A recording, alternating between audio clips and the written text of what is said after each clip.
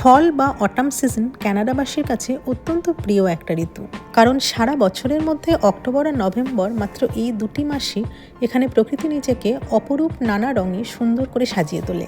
আর পাতা ঝরার এই রঙিন মরশুম চাক্ষুষ করার জন্য দূর দূরান্ত থেকে হাজির হয় নানা দেশের নানা ভাষাভাষীর বহু মানুষ।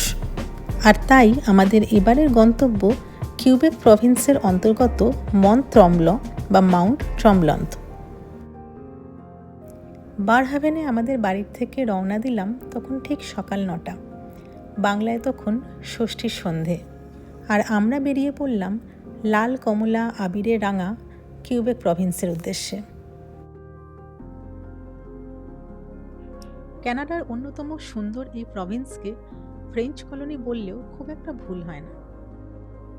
অটোয়ার বর্ডার পার হয়ে এই প্রভিন্সে পা দেওয়ার সাথে সাথে চারিদিকের দৃশ্যপট যেমন পরিবর্তন হতে থাকে, তেমনি রাস্তার ধারে সাইনবোর্ডও ইংলিশ থেকে পুরোপুরি ফ্রেঞ্চে কনভার্ট হয়ে যায়। আমি এই ভাষাটা মোটামুটি এখন একটু আধটু জানি বলে সাইনবোর্ডগুলো আমি ইন্দ্রকে ফ্রেঞ্চ থেকে ইংলিশে ট্রান্সলেট করে দিচ্ছিলাম, না হলে বাইরের লোকেদের জন্য একটু অসুবিধাজনক তো বটেই। ঘণ্টা দুয়েকের মধ্যেই আমরা পৌঁছে যাই পাহাড়ের কোলঘেঁষা মন্ট ট্রম্বলন্ট শহরে।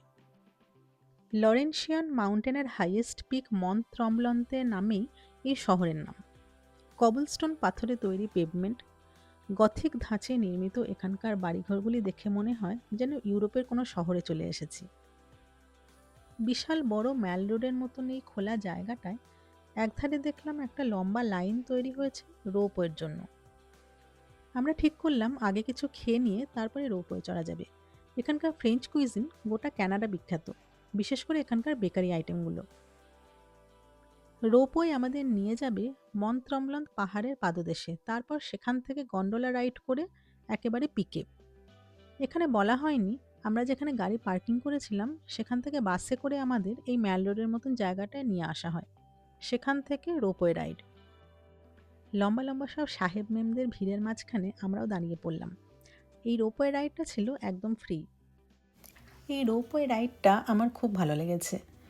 চারপাশ খোলা, সুন্দর হাওয়া দিচ্ছিল, আর যত এগোচ্ছি তত মনে হচ্ছিল যেন নিচে ঝুলনের খেলনার মতন সুন্দর সাজানো একটা শহর ছড়িয়ে রয়েছে।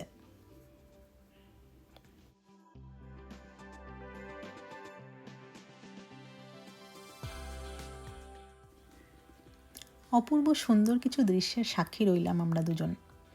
দুপাশ দিয়ে আমাদের গা ছুঁয়ে বেরিয়ে যাচ্ছিল পাইন, ফার, ওক, ম্যাপেল, আরও নাম না জানা কত সুন্দর রঙিন গাছের সারি।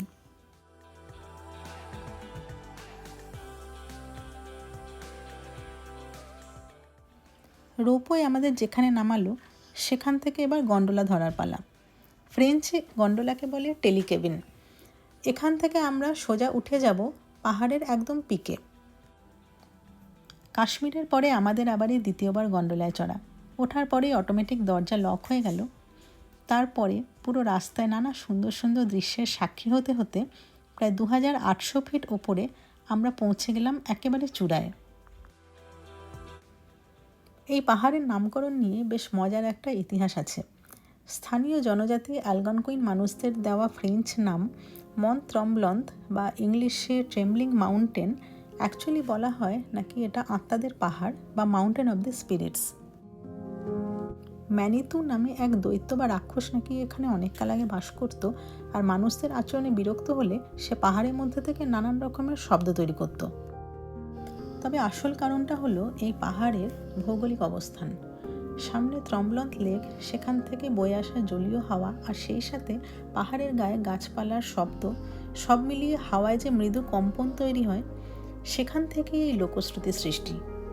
ঝলক দেখে মনে হচ্ছিল যেন গোটা পাহাড় রঙের হোলি খেলায় মেতে উঠেছে। লাল, কমলা, হলুদের কত রকমের শেড যে আমরা এইটুকু সময় দেখে ফেললাম। ছোট্ট এই ট্রিপে এটাই ছিল আমাদের সেরা পাওনা।